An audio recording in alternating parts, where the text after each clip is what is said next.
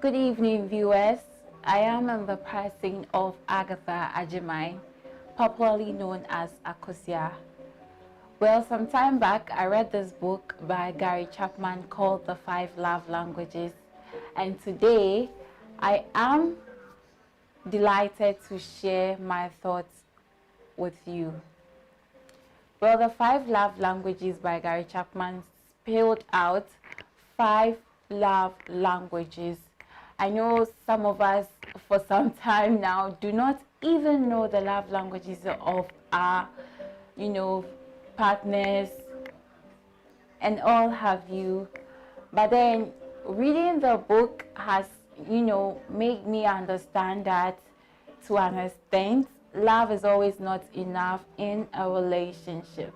And sometimes you might want to hold on to something that would keep the whole relationship going forever and ever. This has worked for a lot of people out there, even in marriages where it was at the verge of being divorced. But with the help of the book, it has really helped a lot of marriage people settle their issues amicably. Let's talk about the 5 love languages. Well, one is words of affirmation. What do we mean by words of affirmation? Words of affirmation simply are words that, they sort of urge you. I don't know if you really get what I mean, but they make you feel very good about yourself, like humble words, some sort of kind words, and all have you. So once you are that type of person whose love language is words of affirmation, you always want to hear your partner, your husband, your wife use those kind of words on you so as to make you feel very good. Let's just look at an example like you dressed so nicely today and you didn't get a compliment from the person that you were so much in love with. I know that will really make you feel very bad the moment you come out and you're expecting that the person that loves you so much should at least acknowledge the fact that you look distinct as compared to other days, and finally remains silent. I know that will really go a long way to affect your mood around such a person, especially if you are a person whose love language is words of affirmation. And that's why it is very important to at least know our love languages so as to let people know how to treat us. And how do we know our love languages? Usually you could tell someone's love language by simply studying how they treat others. Their demeanor would simply let you know their love languages, because the way people treat others usually are the same way they expect to be treated. So if you are such a person who is always saying, urging people on, using words that with words of encouragement, humble words, kind words, and all have you, definitely then you should be a person whose love language is words of affirmation, because the moment you use them on people, you expect them to also use that on you.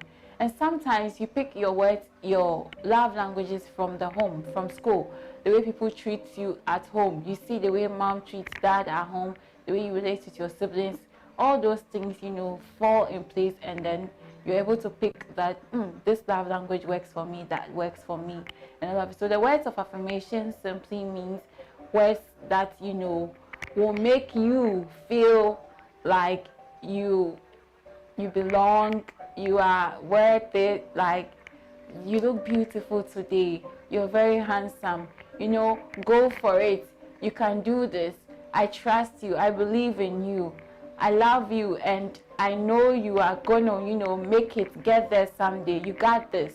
Like all those things add up and spicing up relationship, especially if your partner's love language is words of affirmation. Well, that takes me to my next love languages, which is quality time. Are you the type of person who wants to spend a time with your partner or your husband or wife with an undivided attention, then yes, you are the person whose love language is quality time. Because the moment you want to have that, closure with a person without any form of distraction, that means you really want to enjoy that moment alone, together, without any external party coming in to, distract you in any way. And that's, we can classify you as a person whose love language is quality time. So let's say you want to go watch a movie together with your spouse, you want to go watch a movie together with your partner, you want to go watch play a hockey, like do those kind of things, then we can classify you as someone whose love language is quality time. Because it's sometimes very, very difficult to get people spend time with you without any form of distraction, like their phones coming in to play a role in that as well, and then usually causing the two parties to always argue on things that are sometimes not relevant to the situation at hand. So quality time is the second love language. I know by now you are wondering, am I the person whose love language is quality time? Well, if you've thought about it critically, you could sit down and analyze yourself and ask yourself, are you the person who wants to, have that moment with this person, spend this, capture those. You see, we have those kind of people who always sort of want to feel that, ambience, but they don't want to feel that ambience alone. They want to feel it with somebody. They want to go to a serene environment, enjoy those, quality time. But usually quality time, there's one thing that you usually consider with quality time usually comes with undivided attention. So at that moment, you are just focused on this special person that you are spending the quality time with. And if you are that person, then you can classify yourself as someone whose love language is quality time. Well, let's move to the third love language, that is receiving of gifts. Are you someone who feels very loved when people shower you with gifts, be it small or big? Are you that person? Then we can classify you as someone whose love language is receiving of gifts. Well, some of us may say, I might have 2 or 3 love languages, but deep down, there's always one that would definitely work for you as an individual. So you could probably scan through the 3 that I have highlighted earlier and decide on which one really works for me. Well, for me, I would say quality time really works for me, because it's after a very stressful day, and you find yourself in the company of someone you really cherish, and you're sort of sharing that moment alone together. Well, someone says a love language could lead to another love language, which definitely takes me to my next love language, that is act of service. Well, the act of service, it simply means someone who is always wanting to assist with something. Oh, can I help you vacuum the floor? Can I help you with the dishes? Can I help you do the... Always wanting to assist with something.